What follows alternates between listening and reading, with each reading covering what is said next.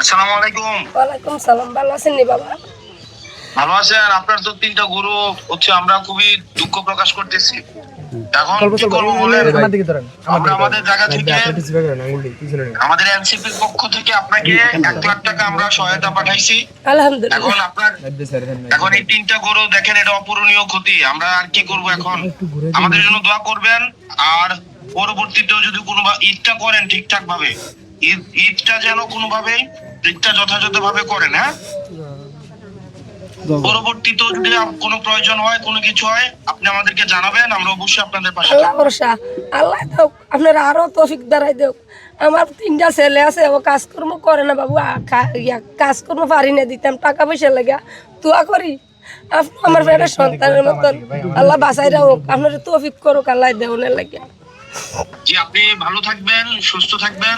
আর আমরা দেবিদ্বার এনসিপি যে কোনো কাজে আমরা অবশ্যই আছি, আপনারা আমাদেরকে জানাবেন নিশ্চয়ই। হ্যাঁ,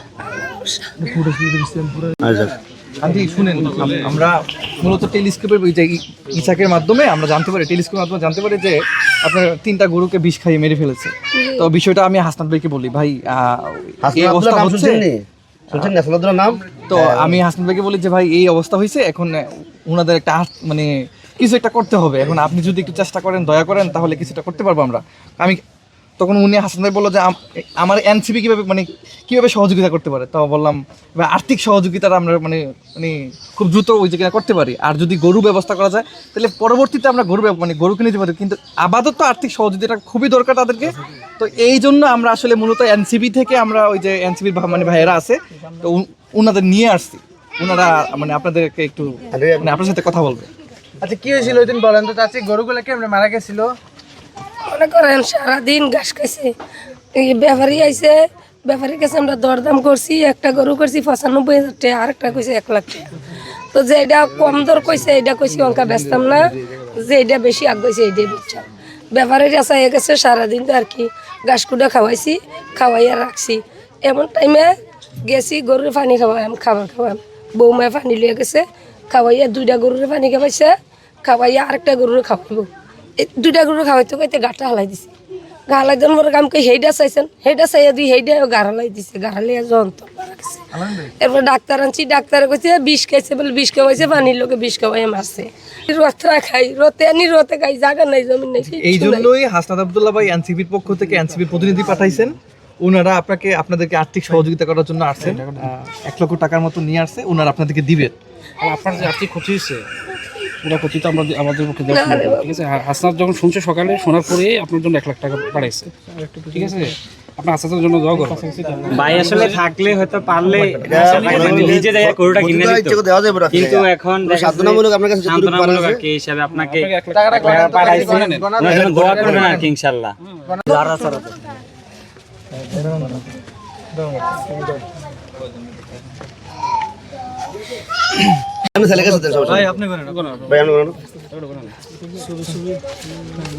পরবর্তীতে আমরা চেষ্টা করব আপনাদেরকে ওই যে গরু মানে সরকারিভাবে মানে অন্য কোনো সামাজিক প্রতিষ্ঠান থেকে গরু ব্যবস্থা করে দেওয়ার জন্য। যদি উনি আসতে পারতো, ওনার ইচ্ছা ছিল, অনেক ইচ্ছা ছিল যে আপনাকে নিজে গরুটা বাজারে গিয়ে কিনে দিবে, কিন্তু আসলে উনি তো জাতীয় নেতা হিসেবে ব্যস্ততার কারণে আসতে পারেন। এই জন্য আমাদেরকে পাঠাইছে আর কি, প্রতিনিধি হিসেবে উনি যেন আমাদের মাধ্যমে 1,00,000 টাকা দেওয়া। আসলে আপনার যে ক্ষতিপূরণটা হয়তো আমরা এটা পুরোটা পূরণ করতে পারবো না।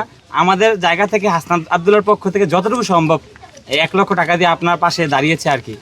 যারা হাসনাত আব্দুল্লাহ ভাইকে মানে নিয়ে সমালোচনা করছেন, আসলে হাসনাত আব্দুল্লাহ ভাইকে নিয়ে সমালোচনা করলে আসলে হয় না, কারণ ওনার যে কাজ, ওনার যে মেধা, হাসনাত আব্দুল্লাহ একজনই হয়। চলতে পারবে কি? এখন একটু চলতে পারবো, ঈদটা সুন্দরভাবে করতে পারবো। আমাদের জাতীয় নাগরিক পার্টির পক্ষ থেকে আজকে এবং হাসনাত আব্দুল্লাহর তত্ত্বাবধানে আমাদের দেবিদ্বারে আমরা যারা কাজ করছি, এবং আপনারা জানেন হাসনাত আব্দুল্লাহ আমাদের তরুণ সমাজের আইকন এবং বাংলাদেশের একজন জাতীয় নেতা। আমরা আসলে বিশ্বাস করি দেবিদ্বারে আমরা তরুণ প্রজন্মকে যদি সামনে এগোনো যায়, হ্যাঁ, এবং তারা যদি সামাজিক কার্যক্রমের মধ্যে অংশগ্রহণ করে এবং এই অংশগ্রহণমূলক কাজের মাধ্যমে দেবিদ্বার কিন্তু পরিবর্তন সম্ভব বলে আমরা বিশ্বাস করি। হাসনাত আসলে নিঃস্বার্থে যে কাজগুলো করতেছে, আসলে ওর কাজের মধ্যে কোনো স্বার্থ না। আমি এই পর্যন্ত যতটুকু দেখছি ওর কাজের মধ্যে কোনো স্বার্থ দেখি নাই।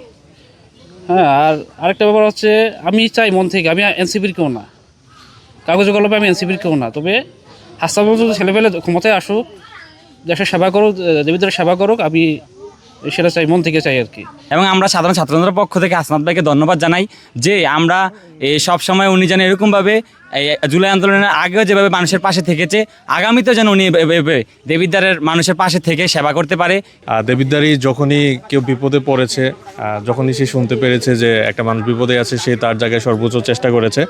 এরই ধারাবাহিকতায় আজকের এই চাচিকে যখন আমরা শুনতে পাই, দেবিদ্বারের যে বিভিন্ন প্ল্যাটফর্মগুলো আছে সেখানে যখন নিউজ হয় যে আমাদেরই এই গ্রামের একজন ভদ্রমহিলার 3টি গরুকে বিষ প্রাণের মাধ্যমে মারা হয়েছে, তখন এই খবরটা আমরা আমাদের জায়গা থেকে হাসনাত আবদুল্লাহকে জানাই এবং সে শোনার পরই সে হচ্ছে তার মানবতার যে হাত সেটা বাড়িয়ে দিয়েছে এবং আপাতত আমরা 1 লাখ টাকা দিয়েছি। ভবিষ্যতেও হচ্ছে আমরা চেষ্টা করব সরকারি কোনো অনুদান হোক বা অন্য কোনোভাবে ওনাকে সাহায্য করা যায় কিনা। আশা করি হাসনাত আবদুল্লাহ তার এই পজিটিভ কাজগুলো অব্যাহত রাখবে। এবং হাসনাত আবদুল্লাহ আমার 1 লক্ষ টাকা গেছে, আমার গরুটি মারা গেছে, আল্লাহ যাতে এবারে তৌফিক বাড়াই হোক, দান করে তো সকলকে। আমারে কত টাকা দিচ্ছে হাসনাত ভাই? 1 লক্ষ।